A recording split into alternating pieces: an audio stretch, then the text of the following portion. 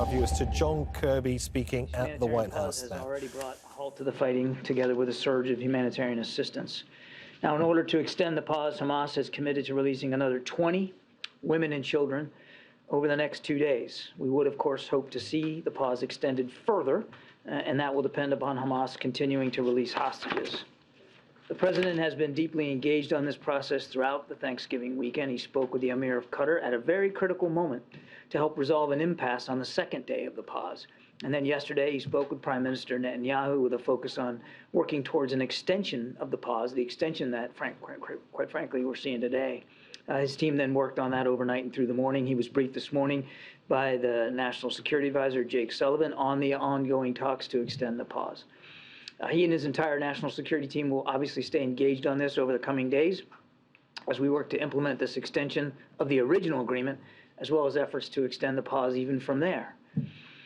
Just a quick update on the figures. As of the morning of November 26, 200 trucks were dispatched to the Rafah crossing, and 137 trucks of supplies were offloaded by the United Nations reception point in Gaza, making it the biggest humanitarian convoy received since the 7th of October.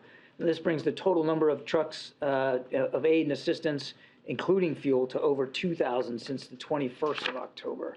Our team has prioritized getting this much-needed relief into Gaza to alleviate the suffering of Palestinian civilians there. Of course, most of them have nothing to do with Hamas. And to date, we have assisted over 840 Americans and their families who have departed and sought the support of our team on the ground in Egypt. With that, take some questions. Thank you, Admiral. A few things here. The president called conditional aid for Israel a worthwhile thought. Is he actually considering conditioning aid or not? What he also said, right after acknowledging that was a worthwhile thought, was that the approach he has chosen to take so far has produced results and outcomes. Many of them I just walked you through in my opening statement.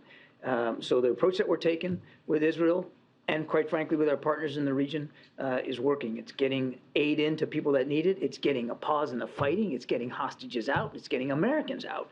And quite frankly, we continue to urge and will continue to urge the Israelis as they conduct military operations to do so with the utmost care for innocent civilian life. The Democrats in his party who say we need to start conditioning aid going forward, what would he say? I think he would say exactly what he said to y'all yesterday when he got asked this question. It's a worthwhile thought, but the approach that I'm taking now is working. The approach that we're taking now is working. It's getting results. The increasing dangers to U.S. military personnel in the Gulf. I know you outlined in a series of appearances this morning what happened. But are we to continue seeing this sort of, let me put it this way, is that strategy of dealing with it as it happens going to continue to be the strategy? You've seen some say there should perhaps be a more robust response to these ongoing attacks, whether it's from Iranian-backed militias in Syria or Iraq, whether it's the Houthis. Is there any thought of changing up how that's done? I don't think we're going to get in the business of telegraphing our punches, Ed. We've responded forcefully against the threats to our forces in Iraq and Syria, and now our forces in the Gulf region, the Gulf of Oman, the Gulf of Aden, will continue to do that as appropriate. Is striking in Yemen still an option? Again, I'm not going to telegraph punches. We will take the steps appropriate to protect our troops and our forces in the Middle East region. I would add that the Mason is attached to the USS Eisenhower Carrier Strike Group, which the president dispatched to the region specifically to address the increase in the tensions. Any possibility that Americans will be among the 20 that we release over the next few days? Well, we certainly hope so. I mean, we're going to watch this very, very closely. We're certainly hoping that another batch of hostages gets released today as part of the fourth and final day of the original agreement. We're going to be watching closely to see if any Americans are in that group. As it has come out over the last 3 days, we don't really know until you get into the end game who's going to be actually on that list. And then even then, you got to watch closely to seeing if who's on the list is the folks that actually come out. So we're watching and hoping. And you spoke of the president's conversation at a critical moment to break that impasse. Can you talk a little more about what that impasse was and how that was broken in conversations? I mean, it came down to, you're talking about over the weekend, yeah. It was really more about the lists and who was on it, and I don't want to get into more detail than that. It's a similar issue to what we face today. The reason why there's been a little bit of a delay because there was a difference of a view, if you might, over the list, and the fact that mothers were not originally going to be allowed to come out with their children. Now that's been resolved. So it really had to do with the who. And very, very quickly, the newly elected leader of Argentina says he's coming to the U.S., also to D.C. Any meetings scheduled with administration officials, with the president, with anybody else while he's here? Yes, President-elect Milei will be coming to Washington, D.C., largely to meet with the IMF and the World Bank over their fiscal and economic issues. But while he's here in town, he'll have a chance to meet with some National Security Council folks, including Jake Sullivan. No plans to meet with the president, right? No plans to meet with the president. The president will, as you think you know, be on travel in the middle of the week. Thank you. On the remaining Americans who are being held, do you have any more clarity on whether they're being held by Hamas or with one of these other terrorist groups? No.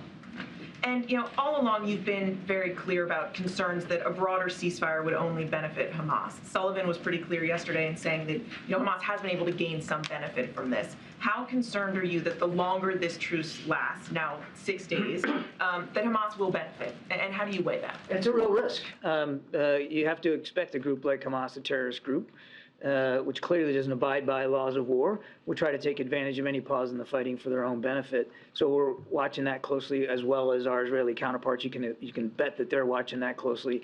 And I don't want to speak for the Israelis, but I mean, this is a calculated risk that Prime Minister Netanyahu and his war cabinet are willing to take in order to get those hostages out. So it's a balance. And as you've also heard the Israelis say, that once the pauses are over, they intend to go right back at military operations. And when you say that Hamas has been able to get some benefit so far, is that restocking, resupplying? What does that benefit look like? I would just say that, without getting into intelligence issues, that any pause in the fighting could benefit your enemy in terms of time to refit, to rest your fighters, to rearm them, re-equip them.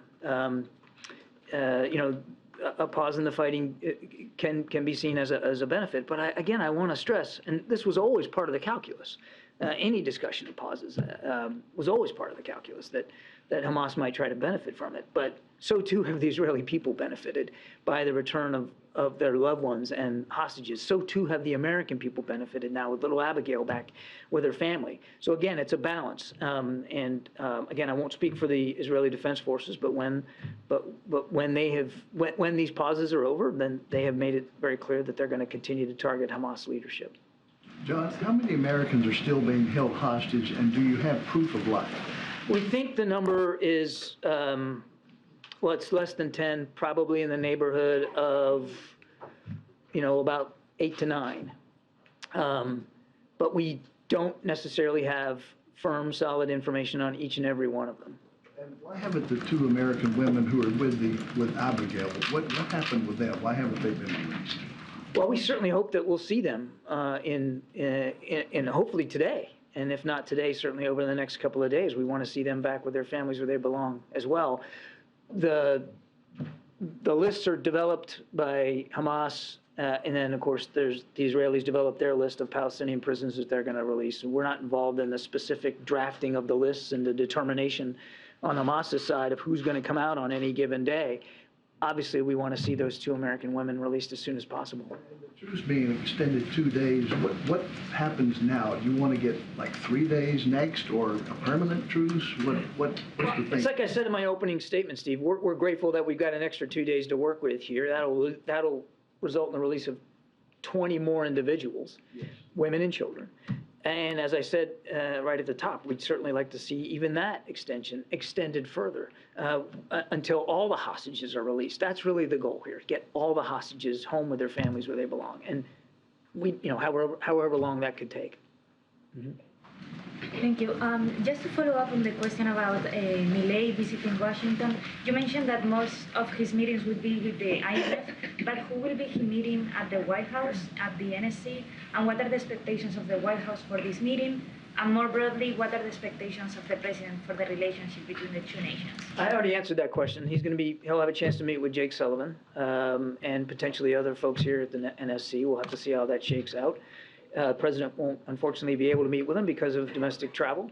But obviously, we want to continue to look for ways to cooperate with Argentina. Argentina is a healthy and vibrant partner in this hemisphere on many, many issues. And so we're looking forward to obviously hearing what the president-elect's ideas are and where he wants to go on policy issues. And all right, that's the tail end of a press conference at the White House by John Kirby, the National Security Advisor.